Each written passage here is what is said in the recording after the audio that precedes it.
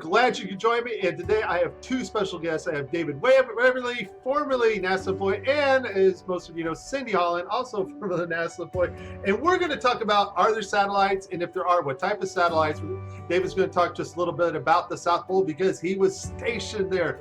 So he's got a lot of cool information, facts about that. And we're going to talk about Cindy. Of course, she worked at Lockheed Martin, which an engineer told her what? That the Earth is flat. The Earth is flat, straight from an engineer at Lockheed Martin. Now, if anybody knows if the Earth's flat, Lockheed would know. So, David, let's hear, what did you do for NASA? And tell us about your experiences. I know you work for Goddard Space Center. Tell us about your experiences at the South Pole. Okay, so I actually wasn't at the South Pole because there isn't a South Pole. Oh! But, whoa. Is there something to walk on down there? I mean... Well, first of all, Antarctica, regardless of whether you believe in a globe or a flat Earth with a encircled and encompassed Antarctica, Antarctica is a landmass covered with ice, a whole lot of ice. Everything is south. Well, yeah. Right? Okay, yeah. So I was in McMurdo to put a data ingest system. Now, this was in my career at NASA when I believed we lived on the globe Earth. I bought all the science, all the space, the vast universe, and billions of stars. I bought into all that, just like most of us did at one point. And so I'm down there, and we put this system in to capture the data. And it's for polar orbiting spacecraft, so that because there's a big data hole in the Antarctic data set, a big hole. Are you talking about the map part, the part where Hollow Earthers say there's nothing there? Yes, any map that you would have seen of the Earth showed this huge gaping lack of data in the center of Antarctica. And I can tell you the reason why that is because there is no center in Antarctica. Antarctica's a ring, but I didn't know that then. So we go down there. Now, here's the thing, and I was about to tell you a little while ago, is I set this system up. Everything's functional. We're ingesting data. We're retransmitting it offline when there are no spacecraft orbiting over, quote unquote. And about 10 years later, I'm watching a YouTube video, and I'm looking at images on Google Earth of Antarctica. And there's a big gaping hole in the data set for Antarctica on Google Earth. And I'm like, now you got to understand, I personally went there to correct that. So I was kind of like a little weirded out. Like, why in the heck is there no data for this large area of Antarctica when I went down there to correct that? And this is here 10, 12 years later. So I called my old boss and said, hey, Mike, what's the deal? How come we don't have any data, any imagery over the center portion of Antarctica? And his answer to me... You think after 10 years they'd have some data, right? Dude, 12 years. 12 years, okay. Yeah, and we spent $500,000, which isn't a lot of money by NASA standards, but on this project to go down there. I didn't even want to go, to be honest. And he says, well, Dave, they opted out. They didn't want our data. They got a pipe. They got a fiber optic network from McMurdo to Svalbard. Now you got to understand, Svalbard is almost the total other side of the world. Okay, it's one of the most north places on the quote unquote planet. Okay. Now is this an undersea pipe from McMurdo that far? Yes. Fiber optic pipes under the ocean from McMurdo Station all the way to Svalbard. Now, even on a flat Earth map, it's freaking far. Okay. So wait a minute. Supposedly we have satellites. We have all this great space technology. Yes. Why the heck do we need a fiber optic pipe from Listen, McMurdo? that's what I'm getting at. So he's telling me this, and this is what he's telling me. And I'm going, now I don't even think I believe that I knew about flat Earth yet then. This is what was leading up to my going, holy crap, we're deceived. So I'm on the phone with him, and he's retired at this point from NASA. I'm like, well, that doesn't make any sense. Why the hell? He said, well, they opted out to send the data to Svalbard. That's the Norwegians, okay? And that they would process the data and sell it back to us. What? Hey, I'm just saying. So I'm like, okay, this doesn't make any sense at all. Doesn't it? You know? Now remember, how many guys can you talk to that said, hey, I personally went down there and put in a data retrieval system for polar orbiting spacecraft in Antarctica? You hear that every day, right? Well, So it's important that everybody understand that you were there to map what's essentially still not there. It's still not mapped That's today. right. To fill out an area of data, a huge area that was not there. And it's still not, see, here's the thing. He says, well, yeah, they pipe it over the fiber optic network to Svalbard, and then they sell it back up. Well, it's still a big gaping hole in the data. Hello? So 2017, we have yet to map a portion of one of our continents if the Earth is a globe, correct? And we supposedly, quote unquote, have continuously polar orbiting spacecraft. And guys, listen, you know, there's a whole series of spacecraft that I worked on also called the EOS, Earth Observation Systems. And it was like 5 different spacecraft, and they each looked at different spectrum. One was for atmospheric qualities, another was Terra, another, anyway. They are all polar orbiters because the whole idea is that the Earth is spinning and these daggone satellites go around and they get a different swath of the world as the Earth spins underneath it. Right, strip data. Again, I'm speaking. Huh? That's called strip data, right? Yeah. And so, okay, and from a global perspective, that makes sense, right? Okay, so how come there's no data still from the southern part of Antarctica? Your job was supposedly to map this missing big area, because NASA, if they show a radar of the South Pole, you see this big gaping round circular hole there of no data of anything mapped. And so your job was to map this out. 12 years later, you come to find out that they mapped nothing. It's still the same today, right? Correct. So why they were going to spend the money, why we were going to go down there and do that. You could find it. It's out there because I looked it up. I wanted to see what led up to why I went there. You know? And basically, his answer does not give an answer because it doesn't make any sense. He didn't answer the fact that there's a big gaping hole in the data still. In other words, nothing mapped. That's what we call a gaping hole in the data. There's nothing there.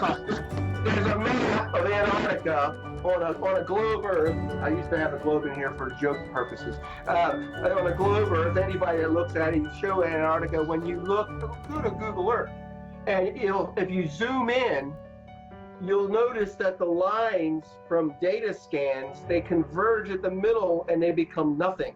It's just white. There's no data. It's kind of filled in, kind of like the guy who made the Earth image, right?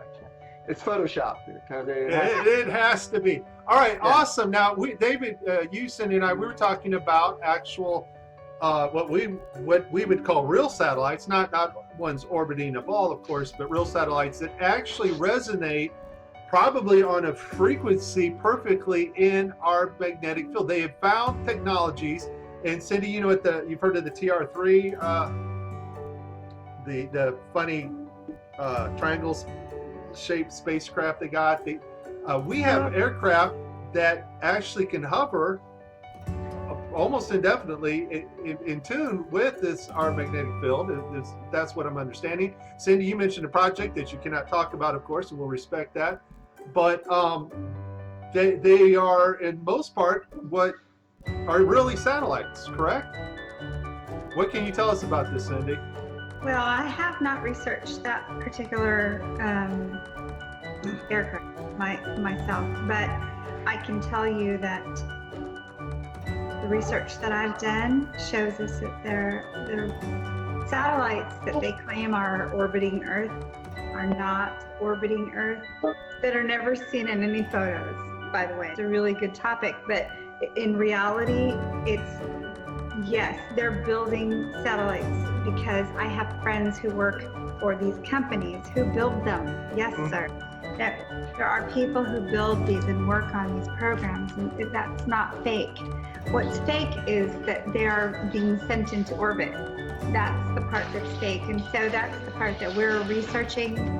We're looking into these anomalies because we know that outer space is not factual. It's created. It's not. It's a sci-fi movie. It's not something that's able to be. You can't go there. Yes. It's We just not a can't place get to the go. moon. So Cindy, You let me ask you, Cindy, I've talked to NASA engineers and they claim, well, I work on satellites. Are you saying that somebody who works at NASA can actually work on parts of the equipment that go on things that are actually going up in the air to hover, orbit Earth, or ride along our magnetic field? Because David, you were talking about they find this sweet spot, a resonating frequency, that they have technology that they can stay up there as long as they stay in tune with Earth's magnetic field.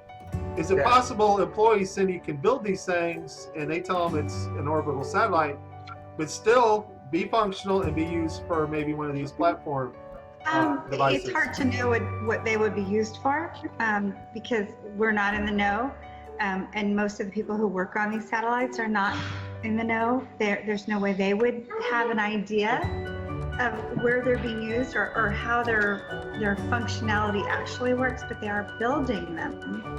I know I have a close friend I grew up with who works at Boeing, and when I first started posting that satellites were fake, she was very upset with me because she works to build satellites. I've worked in other NASA contracting positions, and we're all doing something. We're all working on projects and programs. The problem is it's a need-to-know basis. Everything is need-to-know. You're told what you're told, you do your job, you come to work, and you retire, and that's pretty much it. So most folks would never know that the hard work that they're doing is not what they think it is. None of us know the truth. That's what it is. Nobody knows unless you're in the top. I don't know. Probably. I don't know. Probably. Even the top at NASA, they probably don't know. It's all obscured by fervor and excitement and ideals that most of us were taught since kindergarten. Right.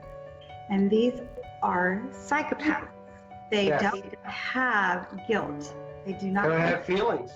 Correct. They're able to teach these things in schools and in college and all the way up to people who are PhDs.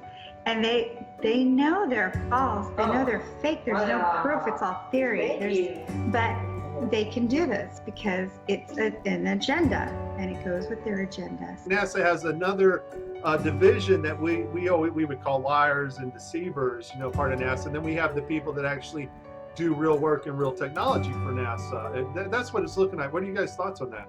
And I became very awake in 2009 to most truths, and I became aware of flat Earth in May of 2016. So I have many years as an awake person.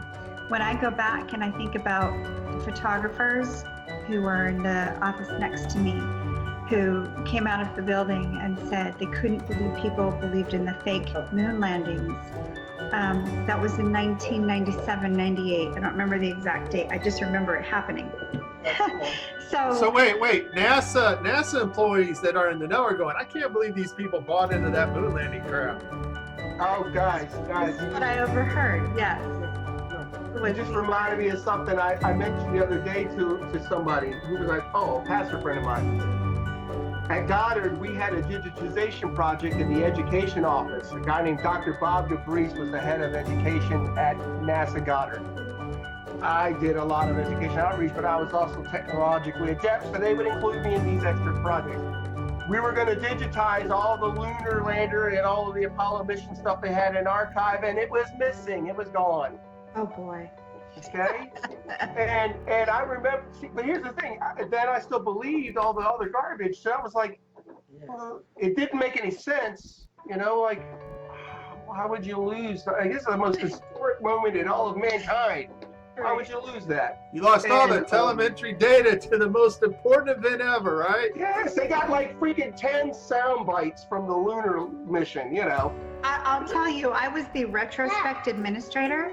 Retrospect is a system that we used to back up computers for the whole facility. So this is dating myself, obviously. Now, if I'm understanding my role right as the backup administrator for Dryden Flight Research Center, everything was backed up every night based on my job, what I did. I backed up computers, and it was a system. It did it Now automatically. wait, Cindy. that. Are you backing up like super important data like the moon data, or was the moon data not as important?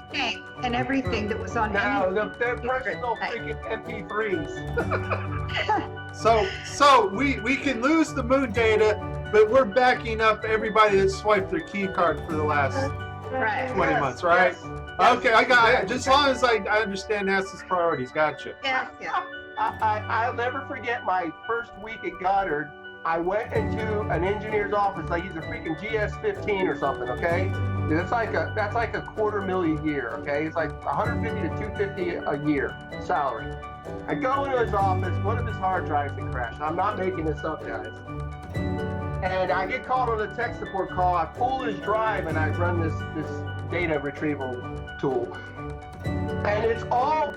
But that my point is that all that stuff is all saved. Right.